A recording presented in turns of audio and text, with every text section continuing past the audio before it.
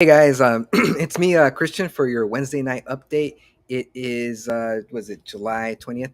But yeah, like well, let's start off with how you guys doing today, man. Like today, like my work week has been going okay. Just going through the motions. However, I found out that one of the ladies at work don't like me, like the director who talks down to their employees. Like I heard through the grapevine that she doesn't like me, and I wanted to say the feeling is mutual.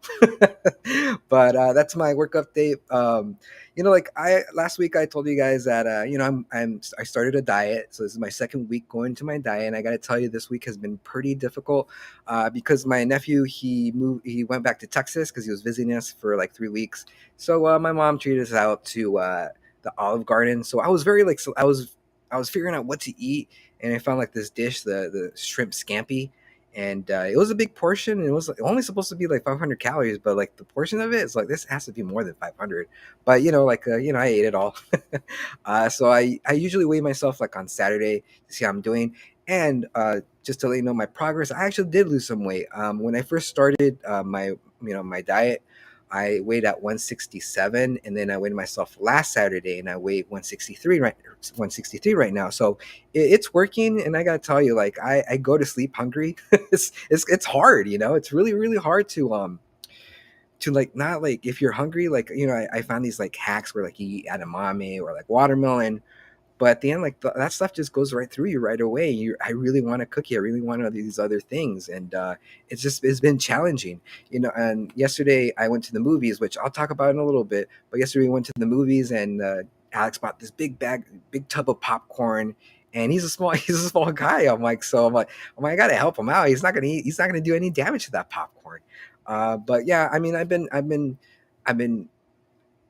progressing. I've been doing my steps because my mom has this like step thing where it count like it my Fitbit watch counts the steps. So I try to reach 10,000 steps per day. Sometimes I don't hit that mark. Sometimes I'm like at 7 or 8,000. But I'm trying to keep myself moving, being active.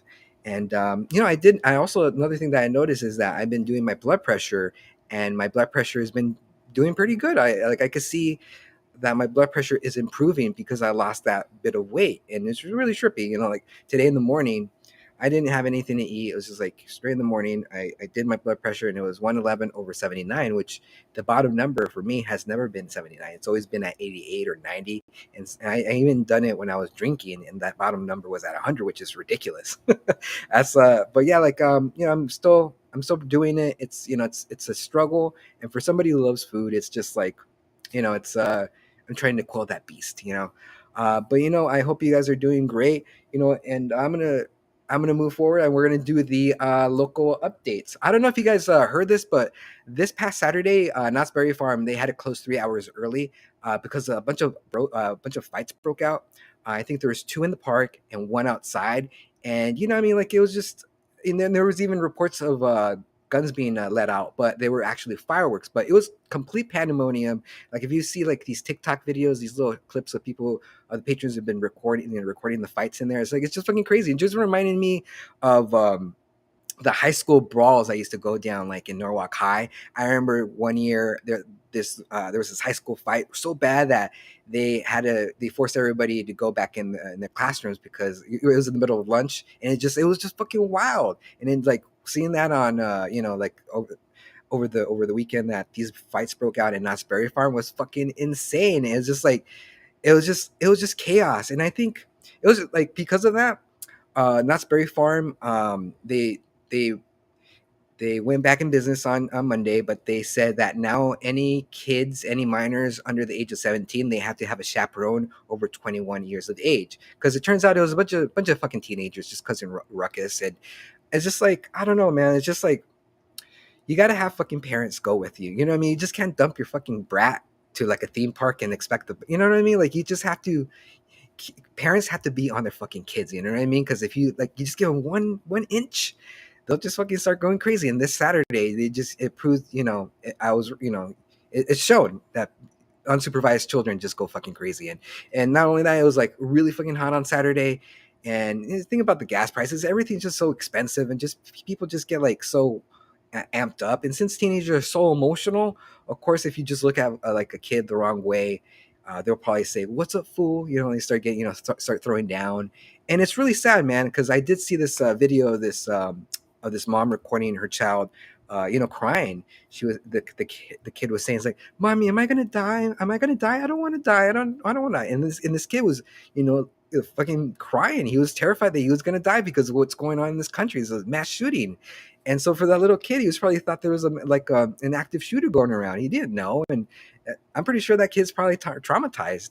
And yeah, it's just fucking ghetto, man. Knott's Berry Farm is really unfortunate because I love Knott's Berry Farm, because it's like it feels like a community, like a theme park. You know what I mean? Like with Norwalk, Artesia, like we're really close to Knott's Berry Farm. I mean, I could go to Knott's Berry Farm just taking the streets. I already know how to get there.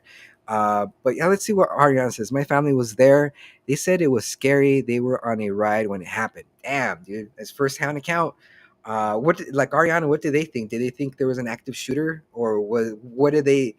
I want to know the tea, girl. But yeah, it's just like it just sucks, dude. Like now because of that, there's more security. I saw this news clip too that they opened it today. They were in business also today, but it was they're not there wasn't too many people there today, because it just seems like a lot of people are afraid to go out. It's just very unfortunate that we're living in this time where you just can't go through a theme park and just enjoy some rides and just enjoy your family and your friends and not think about the outside world, because you go to theme parks for escapism. The same with movies. You go there to escape reality, and when that reality is broken, like like for theme parks or movies, it's just not it's not fair. You know what I mean? There has to be some kind of safe haven.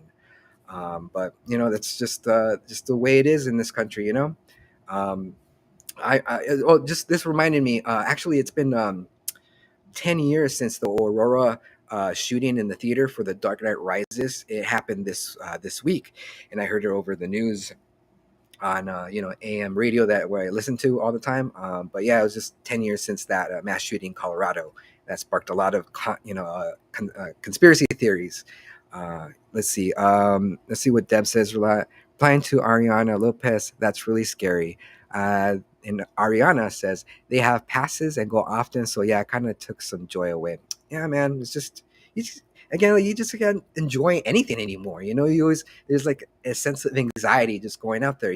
Going outside in the real world. It's just like you don't know if somebody's gonna fucking snap and start fucking doing some shit. But yeah, it sucks. Like in even like now, like where I'm going to go to the next story.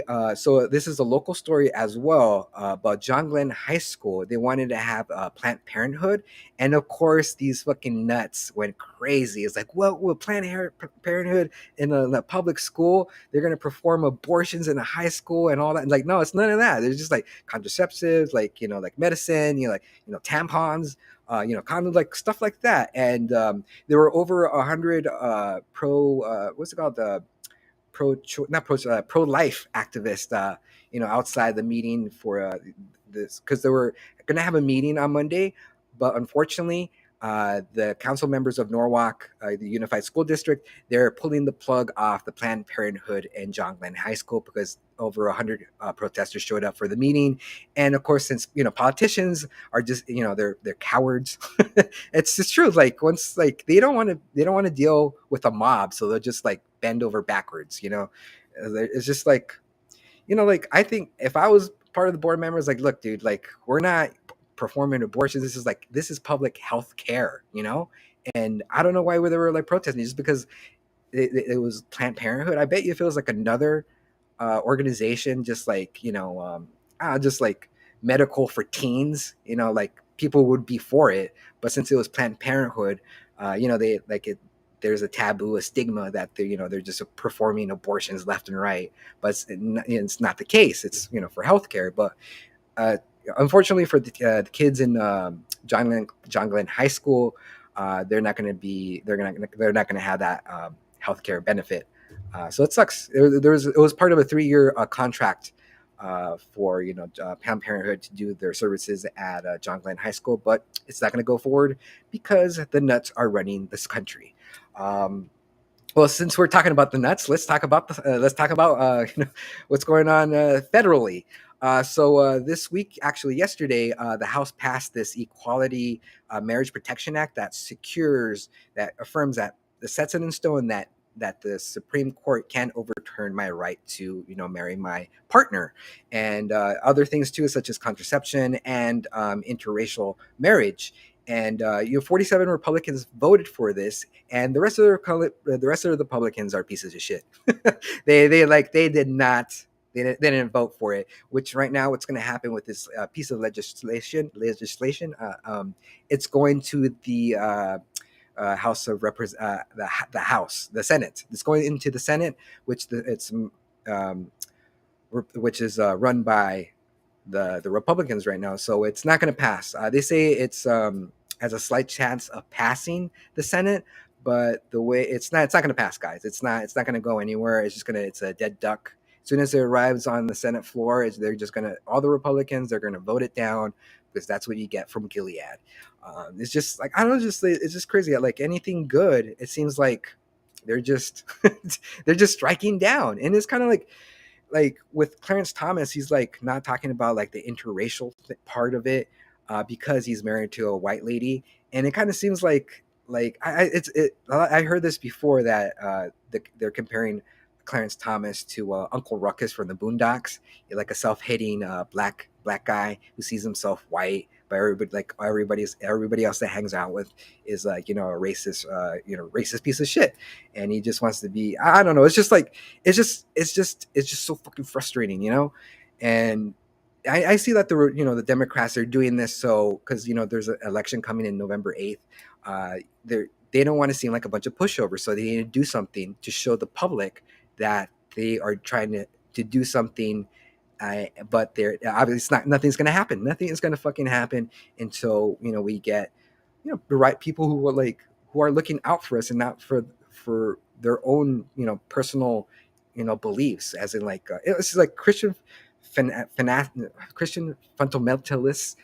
They're running, right now they're running our country, and it's like it's fucking scary, um, I who knows? I wouldn't even put it past them that they're gonna start lynching, the minorities. Which, like, I don't know if you guys heard about this story, but for Gay Pride, there's a bunch of there's this white group that they were like in the van, and they were going to a Gay Pride event, and the police intercepted their van, and they had like a bunch of guns, and they were like all like dressed in fatigues, and like they looked like they were gonna cause some shit. And they got arrested. So I mean, it's already happening. Like the lynch mob is already happening, targeting like the minorities, and and it's like this is like a heavy update, right, guys? It's just fucked up. I wish this update could be more like lighter, you know what I mean? Like positive news that we landed on Mars, or like, stuff like that. That we finally cured cancer. That we're finally getting along with each other. But no, it just seems like there's the boiling pot, like the water's just spilling over, and you can see it every day. It's just getting worse. Like people are just getting more angry with each other, and I don't know the solution, guys. I really don't know fucking the solution. I don't know if like with Thanksgiving is supposed to bring us together, and but like it just seems like we it's just like an ideal, like a fantasy, like Thanksgiving and Christmas, that we're all supposed to come together right now. It seems like a fantasy right now because everybody's so torn apart. And I really don't know the answer to it, and I wish, I hope to God that it gets better, because as but my right now, what's going on. I don't think President Biden is gonna run for president again, and anybody who's gonna run for the presidency, since it's a Democrat, because like us as people, we need a scapegoat. Like right now with inflation, what's going on in this country, and just everything just caught, like everything just so much right now. They need somebody to blame, and right now they always blame the leader. So I'm very, very, very scared that in the upcoming presidential election, they might get like Donald Trump or some other crazy GOP candidate, like what's called that's that governor from Florida. Um, ah, it's on the tip of my tongue. DeSantis, yeah, DeSantis. But yeah, like I don't know if you guys also heard about this, but Gavin Newsom wants to run for president, and I think that's a pretty bad idea, because the only people who love Gavin Newsom is the state of California. The rest of the country fucking hates that guy. And if he is a legitimate candidate to be president for the Democratic Party, we're gonna fucking lose. It's not. There's no fucking way. It's like fucking. It's like when they got Hillary Clinton. It's like nobody likes Hillary Clinton. Nobody likes Gavin Newsom. We need somebody else. We need like somebody who that everybody could relate that that likes. I just don't. I don't know. It's just again, it's so fucking frustrating. Let me read this comment from Ariana and Christina as well. So I like to say something. Times are getting scary, and leaving people scared, don't know what to do. Please check on your friends. And mental illness is no joke. Check up on your loved ones. Yeah, there you go.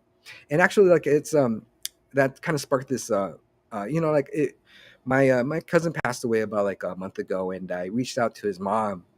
Just about 2 days ago on Instagram just to check up on my aunt Anna to see how she was doing because I heard that she was having a hard time, and I just asked her like a simple test like, "How are you doing? Like, I hope you're doing okay. If you need anything." And then she texted me back and she said, like you texting me means the world to me. Like it really made me feel better that you reached out to me. And that's basically what Ariana said. It's like just reach out to those people that you know they're having a hard time mentally, just to check up on them to see if they're doing okay. It totally works. It totally fucking works. So let's see what Christina said. Those are the worst times of years too, when people are the shittiest. Yeah, yeah. And then Christina again said, "This is true. We are seeing such a rise in depression, anxiety lately." And yeah, it's and the answer is not like medication. I don't think we should be medicated for anxiety and depression. I think we should just like squash the beef with each other, just like just be be friendly with your neighbors. Um, but it really starts with you. It really starts with you know you guys listening. If you show an act of kindness to somebody like a stranger, then that stranger could pass it on to somebody else. I know it's a fucking cliche, but it's fucking true. You know what I mean? You smile at somebody, they smile back. Like be friendly, cordial. Like, and that brightens up. That makes the world less shittier. It's really up to you guys to make this world less shittier. So, I know we're all human. We have our bad days, and I'm sometimes I'm grumpy, especially like since I'm not fucking eating right now. I'm like, I'm fucking hungry. But it's in the end, like, you just have to be friendly with your strangers and your loved ones, and you just take care of yourself and reach out to your family and friends. But yeah, let's move on to our next we're done with our national updates. Let's go on to pop culture stuff. So in my promo, I said that I watched the Black Phone, and it was really good. Man. It was really fucking good, guys. And I don't know if you guys know this, but this is a short story based on uh, let me start over again. This story is a short story written by Joe Hill, who is the son of Stephen King, and it's really good. It was really good. Like there was pieces of like Silence of the Lambs, little glimpses of The Shining in this movie, and it was like really well done, suspenseful. It's not a like a horror movie where everything it's gory, but it's true suspense, true thrills, and I know the hallmarks of a good story in the first 10 minutes of the movie because they give you like information subconsciously. The writers, the creators are giving you information that they're going to use in the third act. And once they gave me that information in the beginning, it's like, oh, I wonder how they're going to bring that back into the third act. And like they made it, like, it was cool, man. Like just seeing everything that they set up pay off, and at the climax, it was fucking good. It was really good. I loved it. I definitely want to check it out again. It is it's weird to see, like, since this is Stephen King's son. um this is like how like his father his work was influenced by his father, or you know what I mean, like you can see like he learned from his dad how to write, how to tell a story, like like what his father likes, he wrote into this short story. And I heard the only difference between this short story and the movie adaptation is that the villain, the grabber, he's overweight in the short story, but in this movie he's thin, and he's played by Ethan Hawke. And after this movie, you're not gonna see Ethan Hawke in the same way, because like he plays a fucked up character. Yeah, he's like he like throughout the movie he's wearing like this devil mask, and it's really good, man. It takes place in 1978, so no cell phones, no GPS, And I think if you guys like the genre, if you like Stephen King, guys should definitely check out this movie. And yeah, it's actually like it's doing pretty well in the movie theater. Like it's making gangbusters. Let me see it. Like I think yeah, it said instead of this is a quote on this article that I'm attaching to the thread. It says instead of relying on gore or audience empathy in the Black Phone, good triumphs over evil with zero wiggle room for the latter. So take that as you will. But yeah, I give it a 10 out of 10. uh, so let's go on to another horror genre, which is Resident Evil. Resident Evil came out last week, and actually they took